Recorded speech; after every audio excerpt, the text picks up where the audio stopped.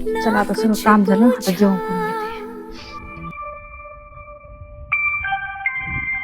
वहिनी, मला लय वेळची भूक लागली.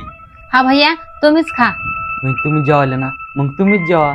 नाही नाही भैया, तुम्ही जेवा, मी नंतर जेवते. बरं ठीक आहे.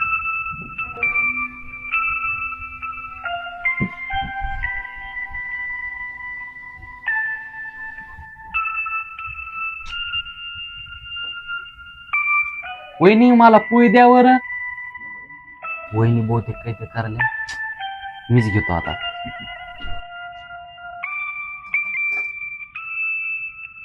बहुतेक मग वहिनी जेवण नाही केलं वाटतं. अरे भैया, खाली ताट घेऊन का ना उभा आहे? वहिनीचं जेवण मला दिलं आणि स्वतः उपाशीच झोपल्या. असं खरं काय? भैया, हा, भैया, वहिनी आपल्याला दररोज जेवण बनवून देते. आज आपण नाही का वहिनीसाठी मग जेवण बनवू.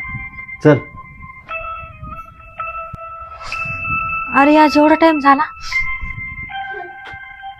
हे बघ, झाली आपली पोळी तयार.